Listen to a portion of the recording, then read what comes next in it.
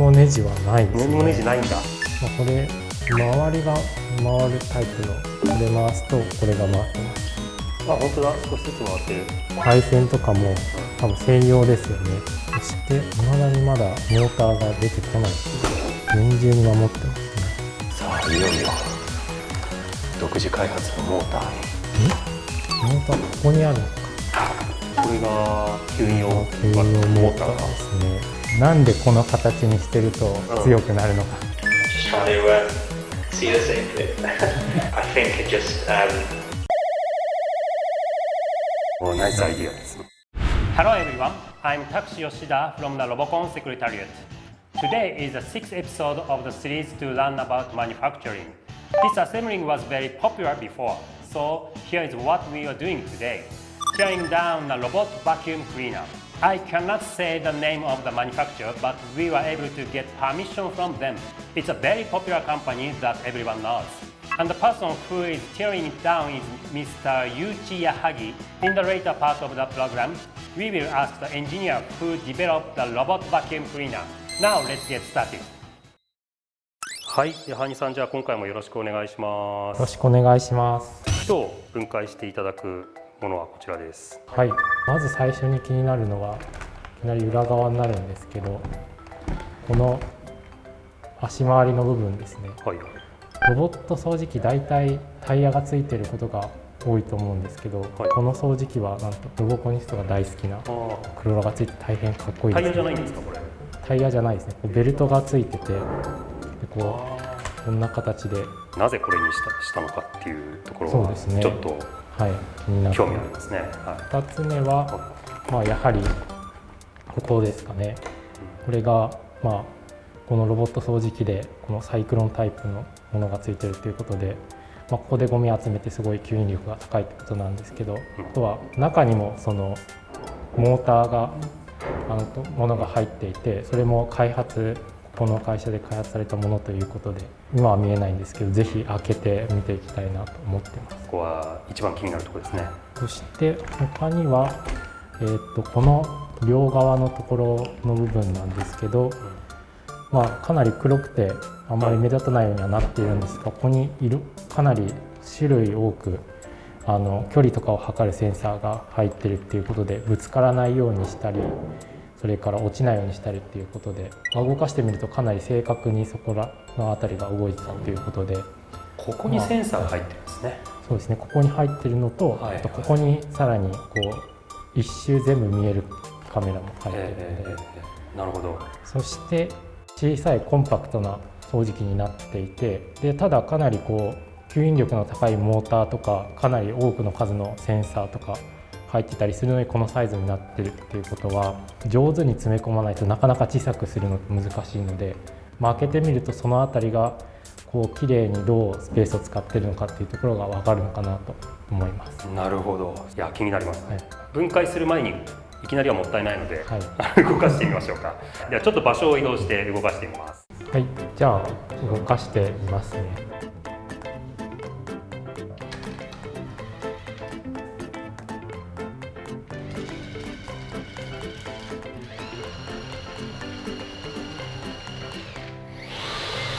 回り始めましたね。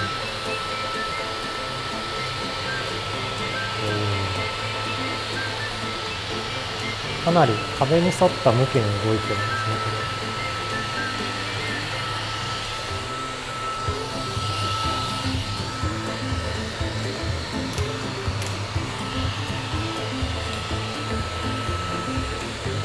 これ。電気がつきました。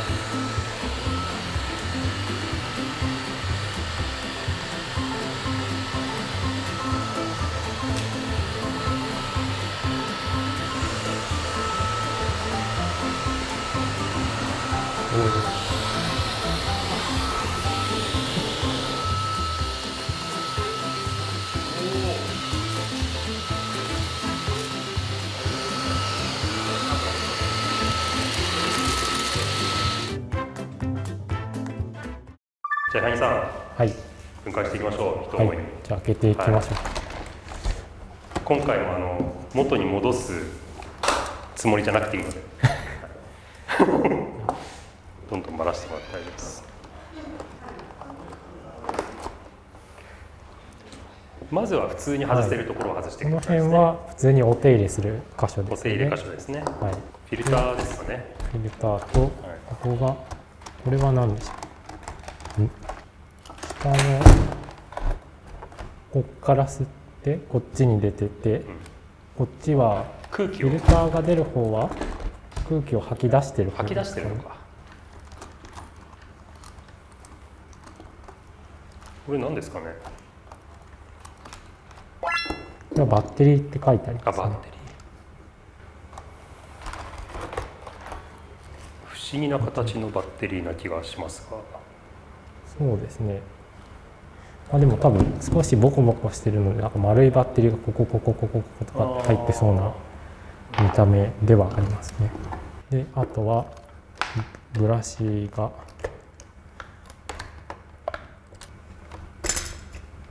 なんかこれでタイヤを押さえてた。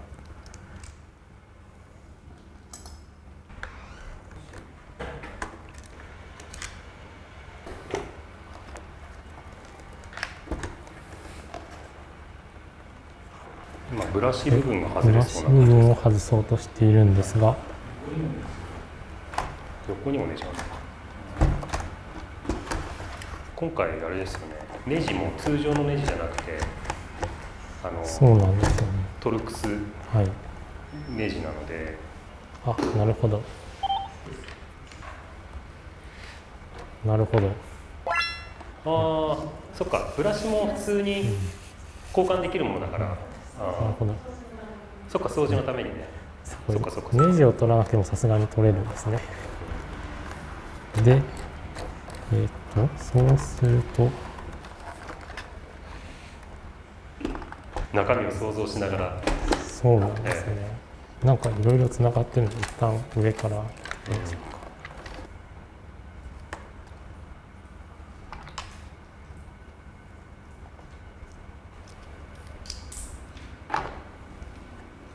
かなりネジの種類が多いですね。ネジの種類が多い。微妙に大きさを変えて、ネジもそうですけど、全体的に一つ一つのパーツが小さいですよね。そうですね。足回りもそうだし、ダストボックスも小さいし、ブラシも小さいですよね。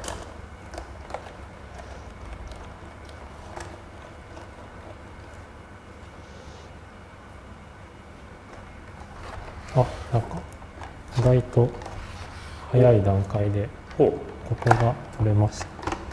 センサー。センサー。うわ、なんかいっぱい入ってる。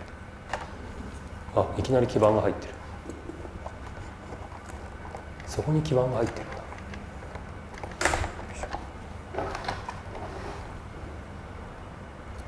そこにセンサーもそっち側にあるんですか？センサーも。センサーはこれとはい。これがセンサーですね。何センサーなんですか？これは距離センサーが近くに物があるっていうのを検出するセンサーですかね。ネジの長さだけではなくて、本当に太さも頭の種類もいろいろありますね。この部分に基板があるっていうのはどういう役割なんですかね？センサー自体からはアナログな信号が出る、わけですが、それをデジタルな信号で通信して、そのメインのコンピューターにたどり着くまでの間とかで、ノイズにやられないようにするために、そこで一回その数値に変換しちゃうとかをセンサーの近所でやるっていうのはよくあるやり方ですね。とかそのあたりの処理を少しだけまずここでしておくっていうこととかをやってることが多いと思います。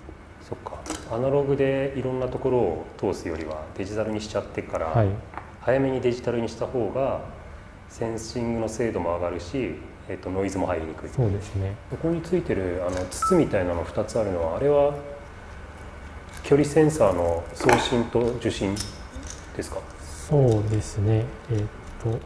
これですよね。それ。これは送信と受信とかっていう形になっていて、これも目には見えなかったんで、おそらく赤外線が出て反射して戻ってくるのを見ているタイプのセンサーになると思います。ここに結局何種類のセンサーが入ってたんですかね。4種類4種類ですかね。あ、やった。はい、取れました。こんな形になってます。ホームページにはなんか一つ一つこういう役割ですっていうのがあったので、そうですね、ホームページから見れるリリース情報によると、その4種類っていうのは長距離センサーとはい、障害物センサー、あとは壁面近接センサー、段差センサー、この4つみたいです。なるほど。こんな感じで入ってます。どれも全部穴が映りますかね。非常に微細な穴が見えるので見たい。ここに、その黒いのの上に穴があるんですか。黒いの中にこことここに穴が開いているようになるほど、見えます多分穴が開いてると、遮られると何か反応するとか、そういうことですね。遮られるというか、反射とかで出るタイプのセンサーだと思います。なるほど。どれも基本的には段差があるかないかといっても、それは距離を測っているようなものなので、それぞれ測れる距離の範囲とかが広いけど精度が低いとか、すごい狭い範囲で詳しく取れるかとか、おそらく使い分けで4種類載せているんでしょうね。2セットついてるわけですね。はい、これが元の形ですね。そうですね。へえ、この中に全部入ってるんですね。すごいですね。すごいですね。本当にもうこの配線とかも多分専用ですよね。もうこの長さにぴったりで綺麗に作られて、なるほど。綺麗に入れて余りがないありますね。ここに使うための線をはい、わざわざ作っている綺麗に入ってますね。ということですね。美しいですね。じゃあどんどん行ってみましょうか。でもさっきのセンサーの話ですけど、動かした時もかなり精密にピタッと壁とかの前で止まってたじゃないですか。はい、いつも同じ距離とかで、あの精度っていうのは多分このセンサーのこの4つの組み合わせ方とかチューニングの仕方とかっていうところがポイントになってるわけですよね。そうですね。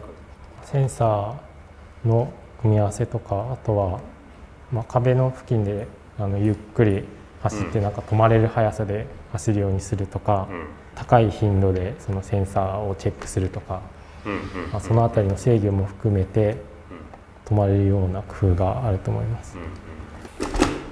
でも今まだ落下防止センサーがあるはずですよね、どっかに。この中にあるはず。こうついてたんですよね。落下防止センサーもそこについちゃってるんだ。これですね。これは下こっち方向に向かって照射されてて、でその裏見るとこれが入ってます。なので、これですね。これが下方向を向いてて、でここからこっち行ってここ反射するか、端行くと反射しないで遠くが見えるかっていう。ここに落下防止センサーまで入っちゃってるんですね。そうですね。こう綺麗に対応づけると、横方向の長距離と近距離と、あと前方向の近距離のやつと下っていう感じですかね。外す前にですけど、ここのキャスターがついてて、これがバネでこのキャスターも上がるようになってるんですね。これ何てですか？これはサスペンションみたいなものだと思うんですけど、こっちも含めて、段差があったとしてもちゃんと設置するとかっていうものかなと思います。なるほど。それが重さで、重さでへこんでるんだけれども、何か障害物があって機体が傾いても常に地面に設置できていると。それ面白いですよね。かも回るんですよね。回りますね。この範囲で。回る範囲が決まってますね。なるほど。これで取れないのか。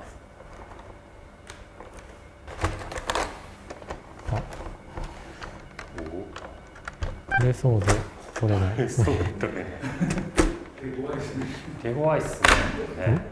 ここが開くのかな。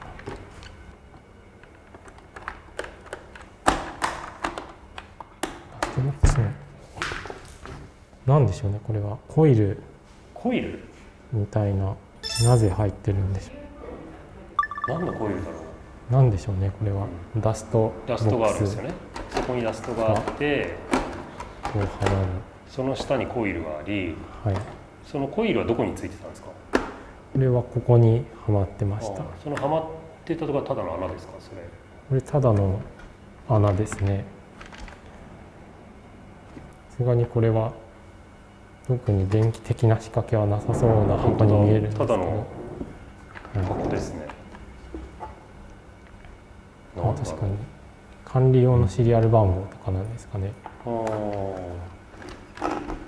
ぜひ読み出すものがあって読み出したいです。これが取れると取れる気がします。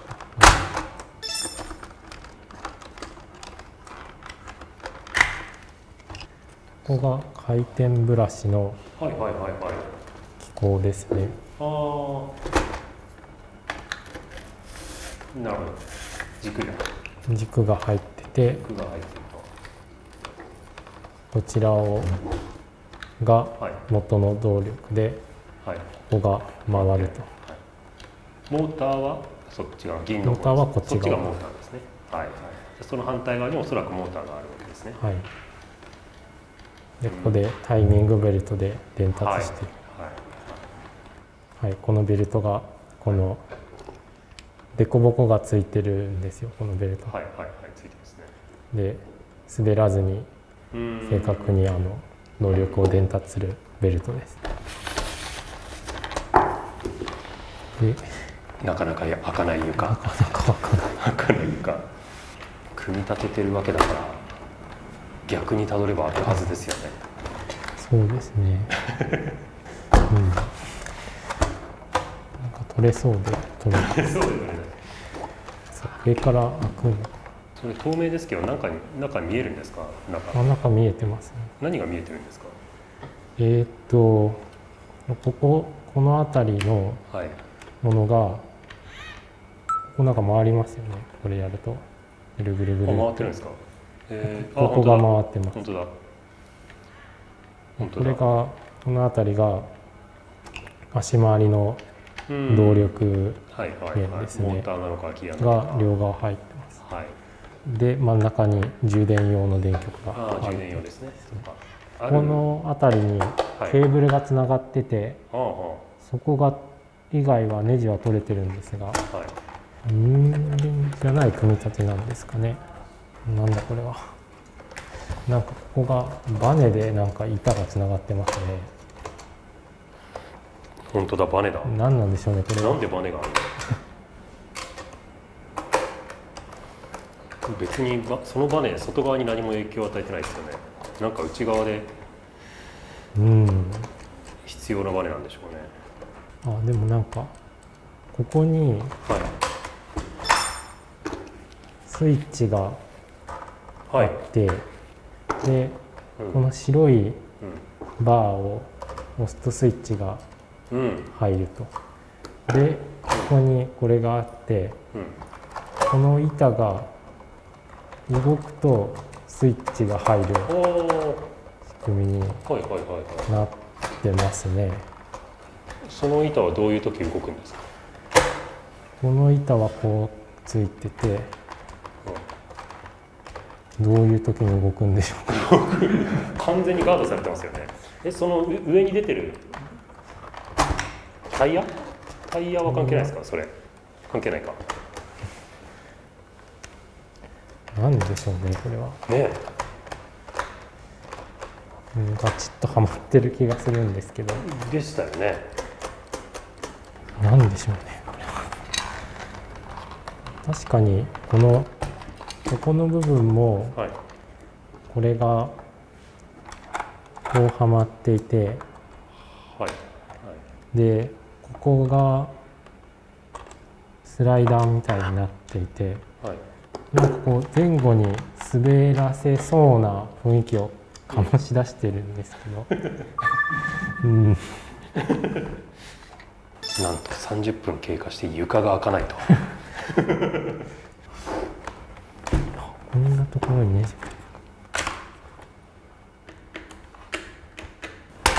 お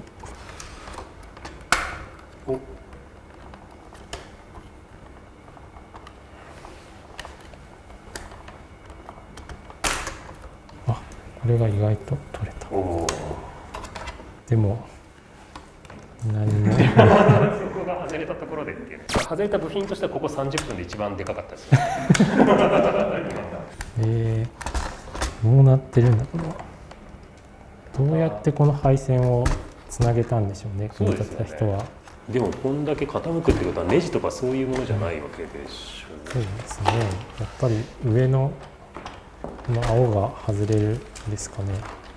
確か前回ばらした時も上がばらけないなとか思ってたら実ははいはいはいみたはいいなパターン。おっ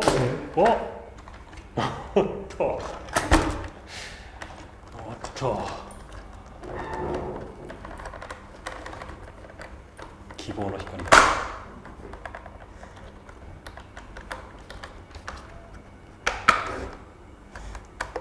めちゃくちゃ硬いですね。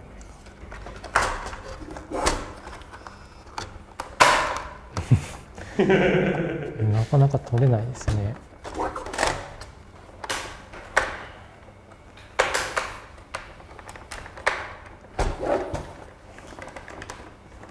ここ切っちゃいません？これ切っちゃいますか。これ切っちゃいません？からいった方が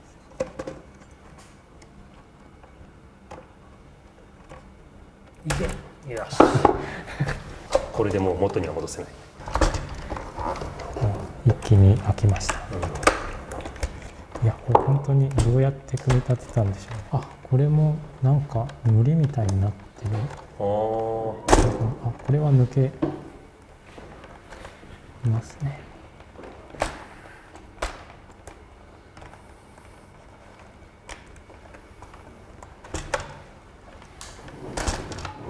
あ、取れました。もうだいぶだいぶ。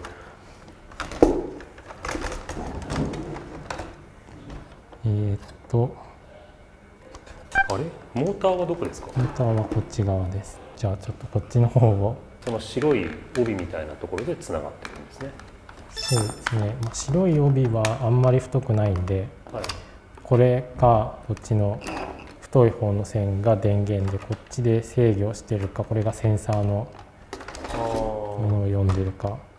さっきのカラフルなやつももともとはこっち側につながってたやつですか？はい。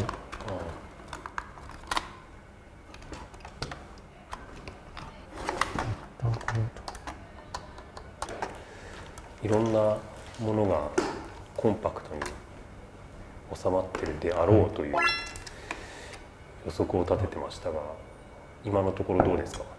かなりギチギチですよね。かなりギチギチですか？でもそうだよな、ここにも今モーターが3つ入ってるはずなんですよね、本当は。はい、こうと、まあ一つモーターがそれが一つね。小さいですね。それモーターなんですか？あ、これモーターです。こうついてブラシ用ですか、それは？あ、そうです。このブラシ用のモーターがそれか。はい、小さいですね。小さいですね。まあ、これ周りが回るタイプのモーターですね。軸じゃなくて。軸じゃなくて。そんなモーターもあるんだ。アウターローターっていうタイプの。で、この見えますかね。この隙間。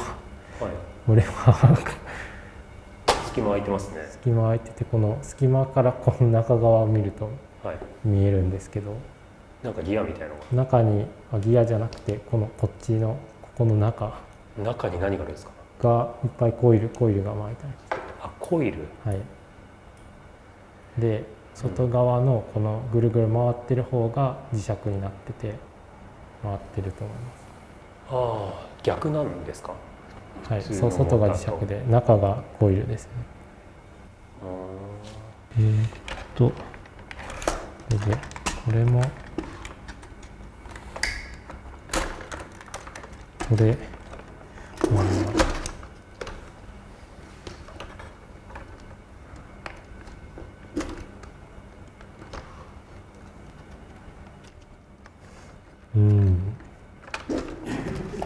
なんでともうなんか全てがパズルみたいな、そうですね。いちいち知恵の輪ですね。まあやっぱり詰め込むとそうなってきますよね。そっか。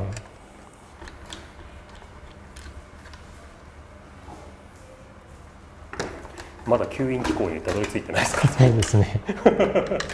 そういえば。この白いのがこれの配線だったんですね。はいはいはいはい。足はこれで結構細いですけど、これで動力を出してはい。やってるんですね。そこに直接つながってたんですね。でこちらもまた似たようなこれと、外側回るパターン。はい、のモーターがついてて、はい。これがくるくる回るとうん。ここが回ると、どこですか。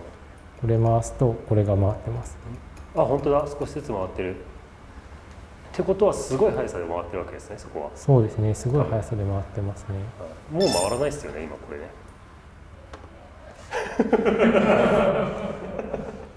いやこのなんか赤黒の線かな。さっき線切っちゃいましたけど。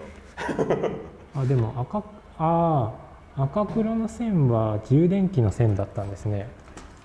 これ見るとああ、じゃあもってことは、電池をつなげば充電が切れるまではまだ動くんじゃないですか。う、なるほど。これでいけるんですか。これで挿せば。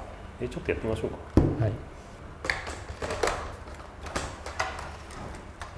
バラバラにした状態で命を吹き込むっていうのは、入りましたね。起動したような感じがします。どうした。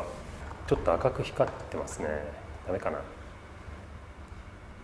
これなんかエラーが、この辺がないからかもしれない。確かに。もうセンサーが全て外された時代、腕をもがれた状態でこうほっぺを叩いて起こされたような、そういう状態なんだろうな。なんか切れましたね。ダメか。これを装着すると一応大体完全な状態になる。じゃあちょっ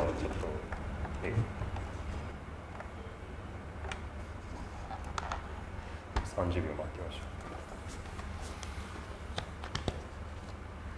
これもいるのかう。モーター。でもなんとなくセンサーさえ入ってればごまかせる気がするんだけど、ダメか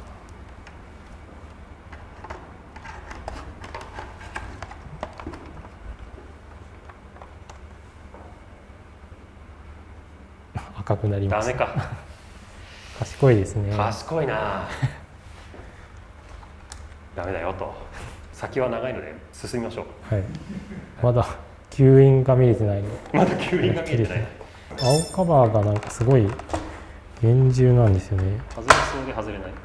はい。これで4つ取れてて、前側がこれはさっきのスイッチのとこか。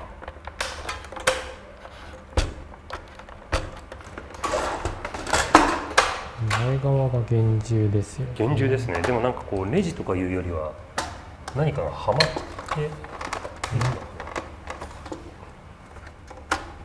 見てもいいですか。はい。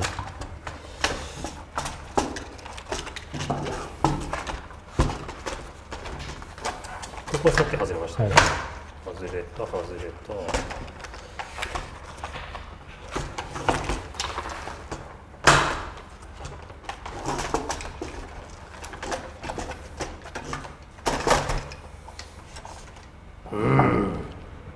これ何でくっついてんだろう。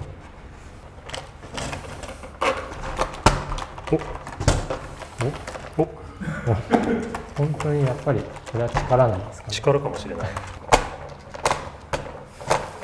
徐々に外れてきてはいる。あとここさえ外れる。これ結構柔らかいですねこれ。そしてそうですね。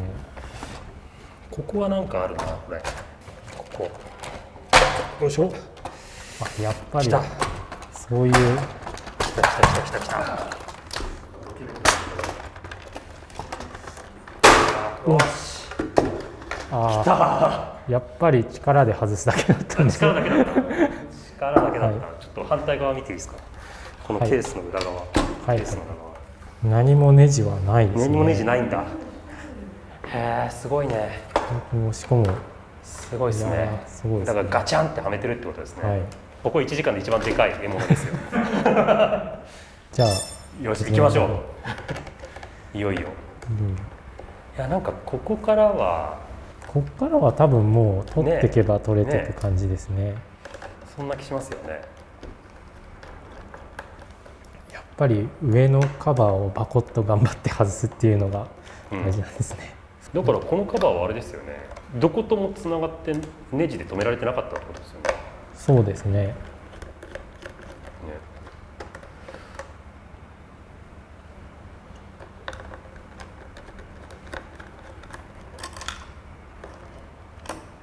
はい、それがレンズですね。カメラですね。でもカメラってこれ別になんかムービーカメラではないんだろうな。まあなんかこう持って撮ると360度撮れるやつの半分。はあはあはあ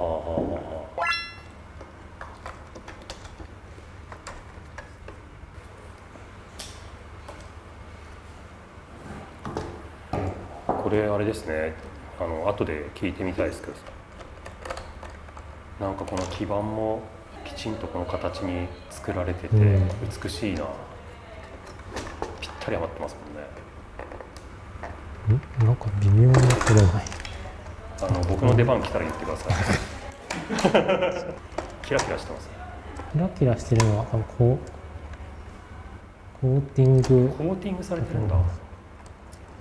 なんでだろう。守ってる。はあはあはまあ、ロボコンだとよくそのネジが降ってきてショートして大変なことになりましたみたいな話があはあ。あるんですけど、はいそういうのから守るために絶縁剤を撒いてはいやってるんですけど、はい。そういうタイプのやつへな可能性が結構基板だと電極が露出してるんで、はいはいはい。これは触るとショートしちゃうんですけど、はいショートしないような透明な塗料みたいのを塗っておくと、うんうん。そこはだから、電気は通してない通さない通さないような塗料を塗ってるわけですね。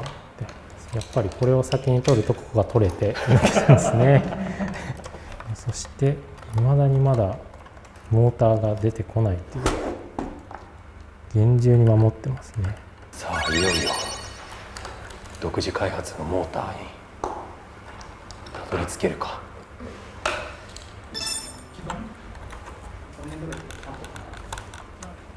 その黄色いのって何でしたっけ。あ、モーターとつながった。モーターのケーブル本当この基板綺麗。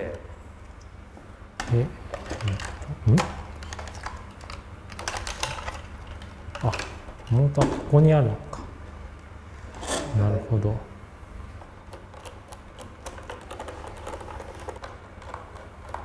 単純ではなさそうですね。単純ではなさそうですね。うん。これが取れるのか。なるほど。そこさっきのスイッチのとこですね。スイッチここがそうおこれも結構力で頑張ると外れそう。はいはいはい。おお。なんでどうやってこれはめたんでしょうね。どうやってはめたんだろう。これがバッテリーの電極で、ようやく最後のネジらしい。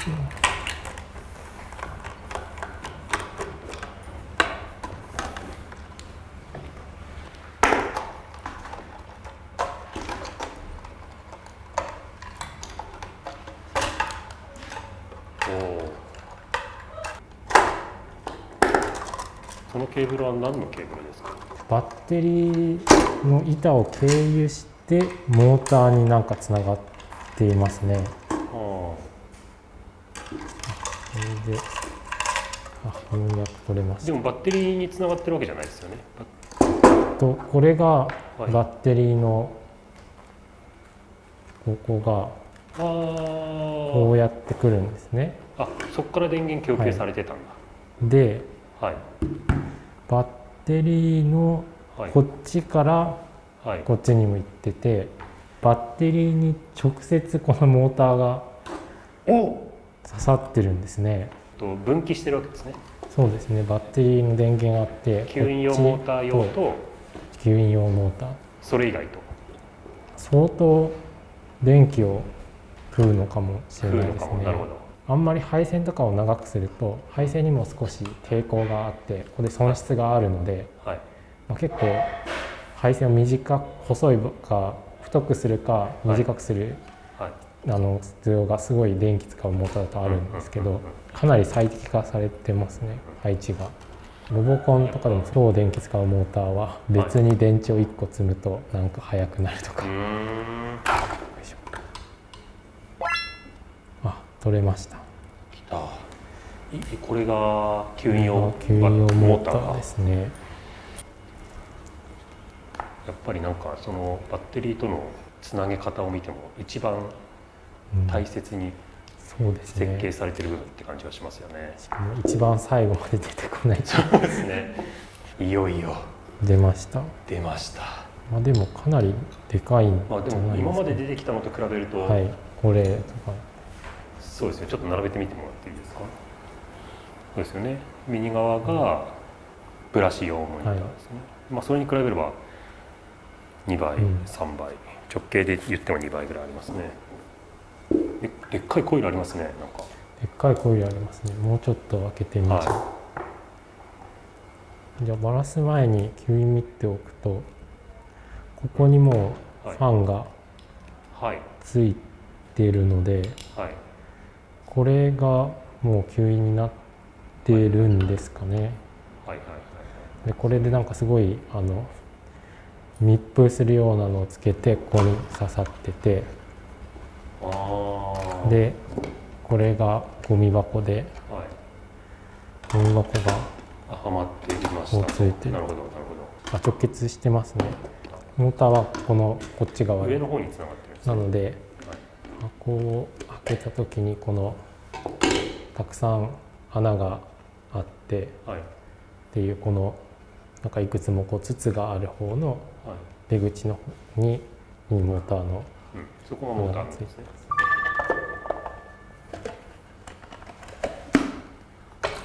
でここに穴があってモーターがこう刺さって、そのモーターは吸ってるのかな。どっちなんでしょうね。吸ってるんですかね。でもゴミが入らなくなるなんか仕組みがこれですよね。気候になっている、そっち側が。これが上手にこうそのままフィルターとかを変えなくても、こっちから空気が入ってこっちから出してても、この辺のこの筒とかの設計の仕方によって、吸引力が変わらずゴミをこっち残しつつ。なるほど。ちょっとそれも後で開けてみましょう。また力ずくパターン。これはハンダを取ってる。それは何ですか。ハンダ吸い取り線っていうのでハンダ吸い取り線。はい。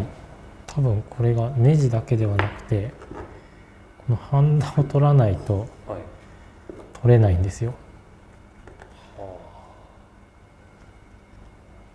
モーターにも随分いろんな基板がついてますね。基板というか。そうですね。この片方の電源っぽいものが電池から直接来てるっていうことは、モーターに流す電流をオンにしたりオフにしたりっていうあたりがで行われてると思います。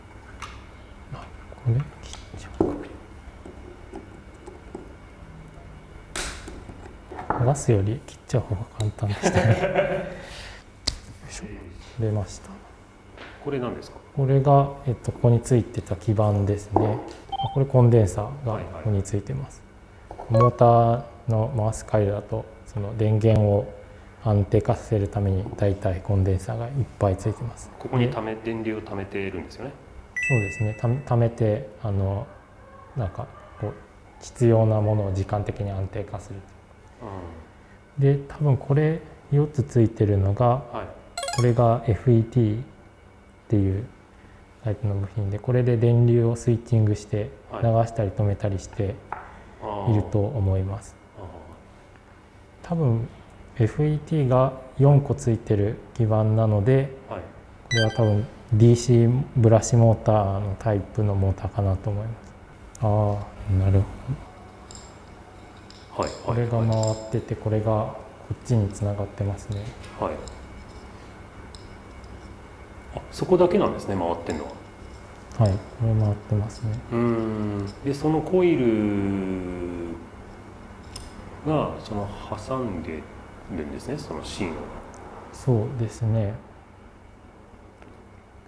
コイルがあって、ここにいます。で、はい、ピンセットが近づくと、この真ん中のこの銀色のものに引き付けられるので、これが永久磁石になってますかね。軸の方が永久磁石なんですね。はい、軸の方が永久磁石になってるような気がします。これが電磁石で、そうか。ってことはブラシモーターじゃないですね、これは。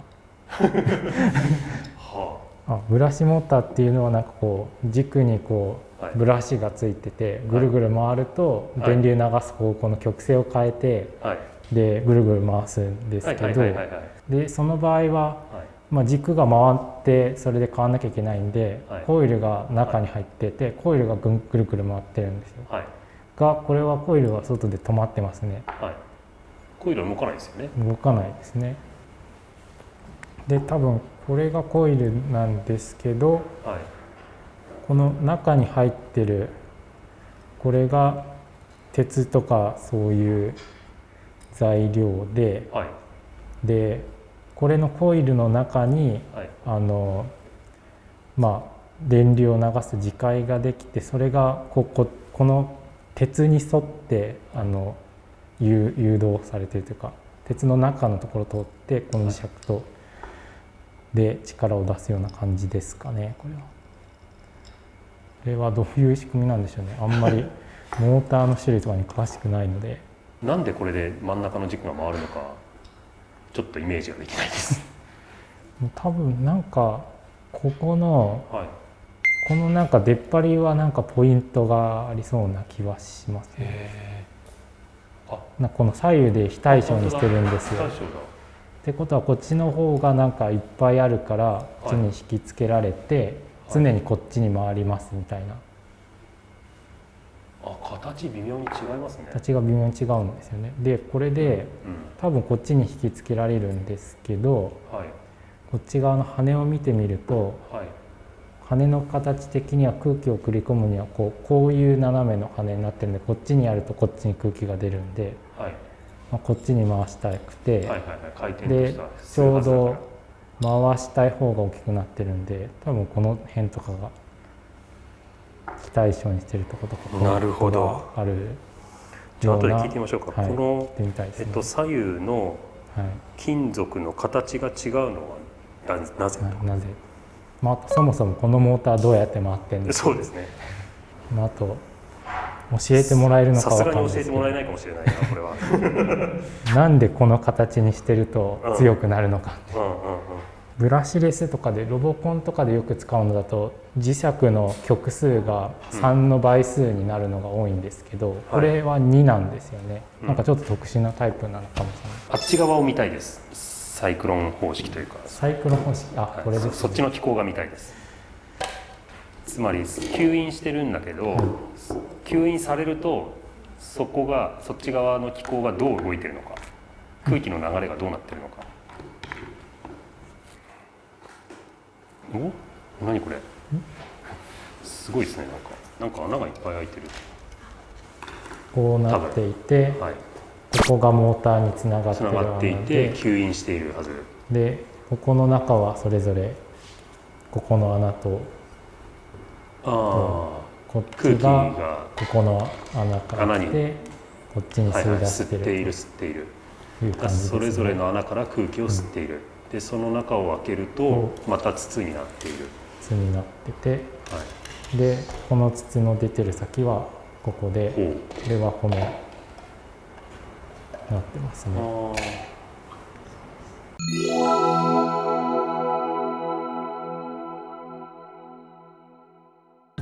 My name is James Carswell, and I'm a design line manager in the robot team here. Yeah, I'm looking forward to seeing what you've discovered. It's always great fun to take our machines apart. それでは早速矢作さんの方からいくつか質問させてください。じゃあまず最初にこのモーターについてお聞きしたいと思います。ここではこの2つのコイルがこのようについてて、で真ん中にこのように金属でつながっているっていうタイプのモーターなんですけど、どうしてこのようなデザインになっているんでしょうか。Yeah, so this is our V2 Dyson digital motor, which we released back in 2009. So James set us the challenge to try and create a more efficient motor that could spin at faster speeds and to generate more suction, but that we could also make in a smaller and lighter package. So the motors team developed this Dyson digital motor, and sort of the key aspects of how it works. So I've got a robot here, but you might be able to see it. So sort of the key attributes we've got. The axle is a neodymium magnet, and then around the magnet we've got these copper coils here. Yeah. And then what we do is we very quickly lose this electronics on the back here. To an incredibly high speed, change the polarity going through the copper coils, and that makes that neodymium axis spin very fast, so up to 78,000 RPM. 切り替わってるっていうことですね、これね。And then we've designed an efficient impeller here as well. So as I say, when that spins at 78,000 RPM, that creates a really powerful suction. And then making a Dyson digital motor, it also meant it was a lot smaller. So for a robot, that meant we could design a lot smaller robot, which means we could cover more of your home. So in particular, this robot was quite good at getting in between chair legs. We want to cover your home, pick up dust from everywhere we can. Because I'm sure as you can see here, there's not much space. It's pretty much the cyclone, room for the motor, and then room for the batteries. And that's pretty much, that was how we packaged the robot to be as small as it could be.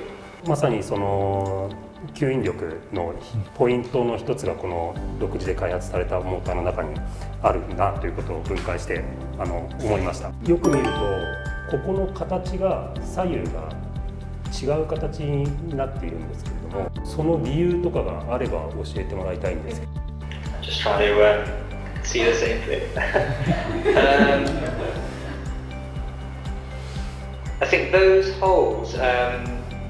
I'm not sure why, to be honest. Major performance of the DDM. もう1点だけモーターについてですね。モーターの部分だけ、これがバッテリーに接続される電極だと思うんですが、直接モーターに対して配線してすごい短くされているということに気づきました。そうですごく電力を消費するからこうしてるんではないかと。Yeah, so I can't quite think. I think that's what we call the low-level processors, the LLP. Yeah, but I think that's the LLP, that does all the low-level processing. So particularly controls motors and drives. And for the motor in particular, we have to have a lot of safety control there. So I think if that's the right board, I think that's the board that helps control the motor to make sure it's safe. And it works with a similar board inside the battery pack, which manages the battery system as well. I see. ではちょっと次に、センサーについて。はい、これ4つのセンサーが入っていて、ロボットのフロントサイドについています。で2セットで、それに加えてこのトップに360度カメラ、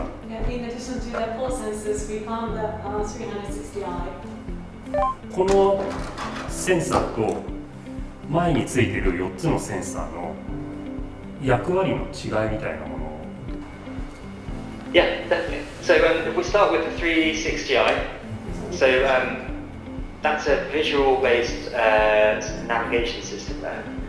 And that has a 360-degree panoramic view when the robot's cleaning.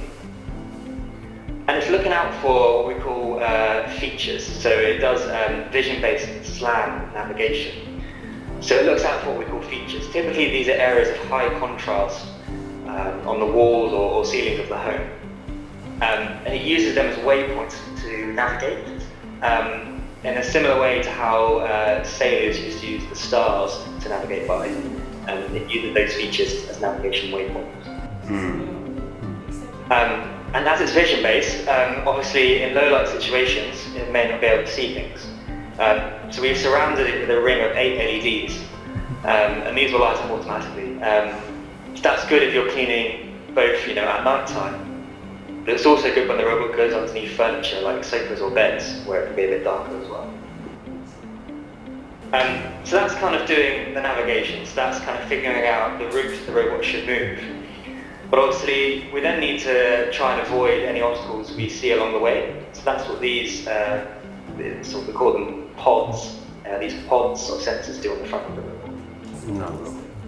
robot. And within these, there are 4 time of flight, which are a type of infrared sensor, and there's 4 in there. The first one are obstacle avoidance sensors. So these are looking out in we call it a crossed sword arrangement. So they kind of cross over each other in front of the robot. And they're looking out for any obstacles, so shoes, kids' toilets, that kind of thing. We then have drop sensors. These are pointing pretty much directly downwards. Yeah, and they're making sure it doesn't go down any steps or stairs, which it shouldn't do. We've then got a wall follow sensor, so that's kind of pointing directly sideways. And that's so the robot can get, so as you can see underneath, it's got a full width brush bar. And we use that wall follow sensor to make sure we can get that brush bar right to the edge of walls when we're cleaning along the wall. And then finally we've got a long range sensor. So this has a range, I think, of 2 or 3 meters. And we use this to generate a map of your home in the app. And then in the app, you can use that map to send your robot to clean 1 room or 2 rooms. Or so you can send your robot to go clean like your bedroom and the hallway, for example. このマッピングするためのセンサーっていうのは、この360度カメラとこの長距離センサー、この2つを使っているんでしょうか、あるいは別のやり方なんでしょうか。Yeah, so the map, I'll open my app actually so you can see. We generate, I don't know if you can see that very clearly, but you can go away and you can generate a map of your home which you can split into zones. That map we use the long range sensors for, because they can see so far, they can map the edges of your room. Yes. これでマップを作って、And then once you've created that map, when you clean, you'll be able to see on my map here, the light pink area is where it's cleaned, and the dark purple area is its memory of the map of the rest of my home. To generate that light purple colour, we use all the sensors and the 360i to figure out where it's cleaned within that permanent map of my home. That's what we call the persistent map of your home. So yeah, those long-range sensors enable all that functionality in the app, which is really good for users because you now choose which rooms you want to clean. And you can also create areas where your robot will avoid cleaning as well to help it avoid getting stuck. And they also work in tandem with the high-level processor. So this large ball on top here, that's our high-level processor. Yeah, that one. Yeah. So that has all the intelligence to remember that map and then direct the robot. いやありがとうございます。It seems a switch, but we don't know how to use switch. Is it Purpose of kind switch. Kind of switch? I'm just taking apart my robot. Okay, so that is the. So as you can see on this machine, I think, the whole machine moves back and forth. See that? Yes, yes. So if the robot does gently bump into something, あ that activates that switch. We call it a bump switch. あ、なるほど。全然わかりませんでした。全体が動くんだ。こう 上と下がずれる。 Yeah, so the whole top body move back and forth. Why did you choose the moving the whole body to make a bump sensor? I think we just wanted to be able to respond to a bump no matter where it happened on the robot. Whereas obviously if you just have like a bumper switch, you know, just there, you may not be able to detect it wherever it bumps. Whereas because that whole top shell moves, it gives us sort of 360 bump detection. 後ろから当たっても前から当たっても大丈夫。そういうことですね。なるほどなるほど。この周りのどこが当たってもわかる。ああ、なるほど。なるほどですね。これは。おー、ナイスアイディアですね。あの話聞いてみましょうか。これそう、それとか。すごい細かいことを聞きます。すいません。 This little round part, would you be able to tell us what it is? It came out from there. Let me have a look.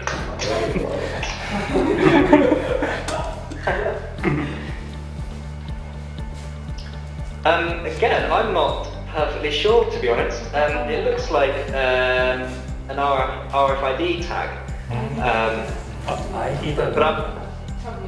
but I'm not certain. Again, let me go away and check on that, and I'll come back to you.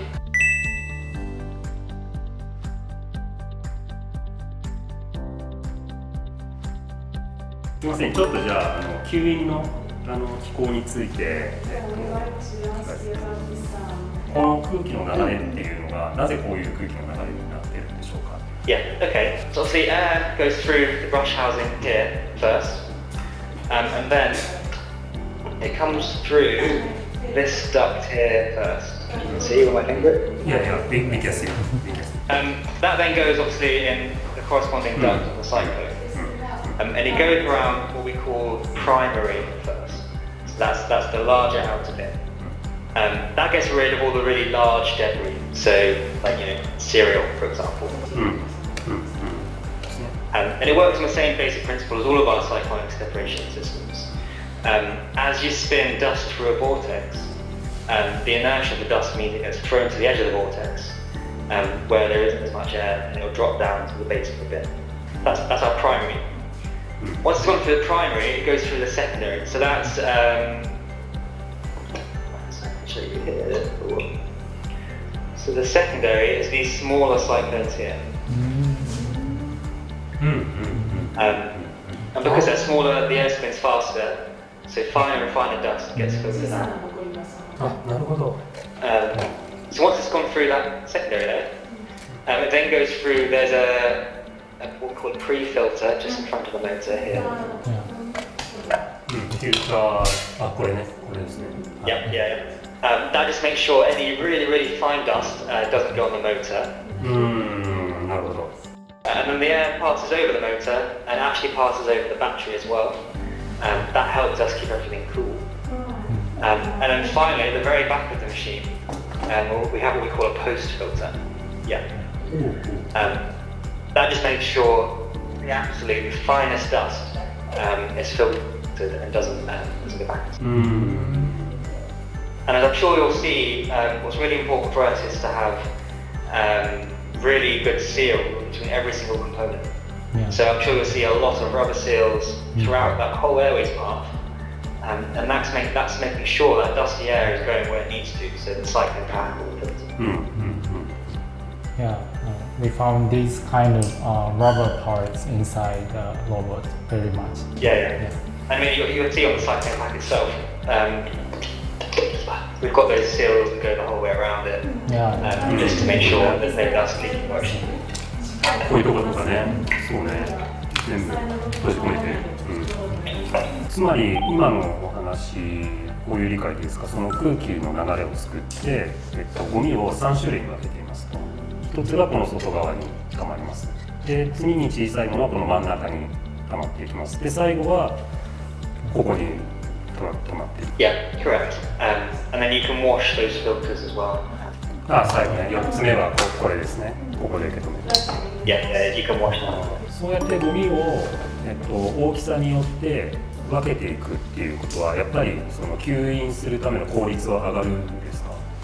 So the reason we have our cyclonic technology so that we don't lose suction. So traditional vacuum cleaners used to have bags, and as soon as they get some dust in it, you can't get as much air through, so you lose suction. ああ、そっか。はいはい。なるほどなるほど。一つだと大きいのに阻まれて細かいのがちゃんと吸えなくなるからきちんと分けてそれぞれを吸っていく。 Yeah, so on the robot, it'll give you a notification when the bin is full, so that you can empty it, and then it will carry on cleaning with an empty bin. いやーすごい面白い。 So we found that your robot uses crawler, caterpillar to move around. But why did you choose to use crawler, not tires? Yeah, so there's two reasons that we went for tank trucks. The first one was wanting to be able to climb over small steps and rugs and things, so we can cover your whole home. The next was obviously you can see we've got a round robot, and the idea behind that was so we could spin on the spot. So we got into into narrow situations, we could turn around and get out of there.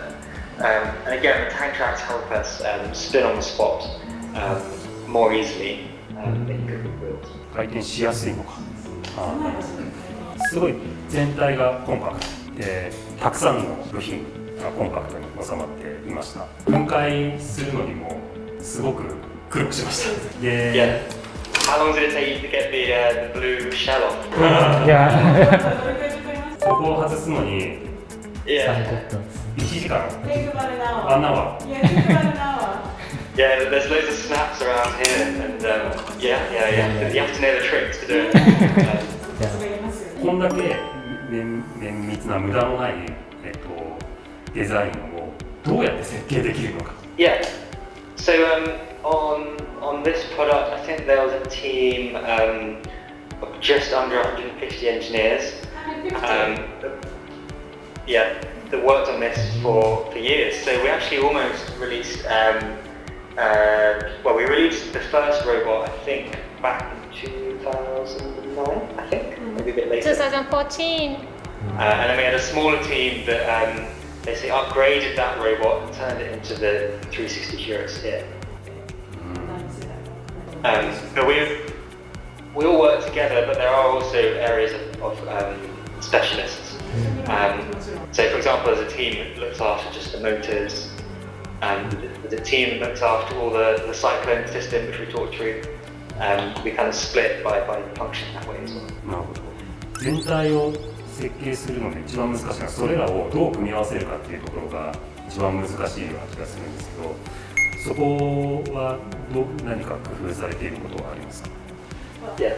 So we have a systems team who look at the robot as a whole and figure out how we can integrate it all together. But then all those individual teams are talking to each other as we develop. And we make lots of prototypes along the way to learn what works and what doesn't. 無駄のないデザインを組み立てるプロセスがすごい気になったので、その中身が知れてとても納得がいきました。Oh, okay. Yeah. No. Well, I'm jealous. It looks quite fun to take it apart like that. I've never done that before. I'm always putting it together. 分解してみてどうでした？ It's very integrated, so it was very impressive. Yeah. There's a lot there. Another my impression is about the motor, because the motor is in the depth of the robot. We reached to the motor at the end of the disassembly, so we feel the motor is core of the robot and it in the depth position in the robot. Yeah.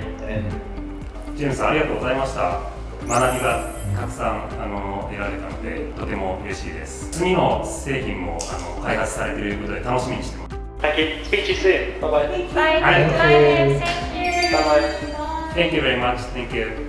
またやりましょう。分解シリーズできれば続けていきたいですね。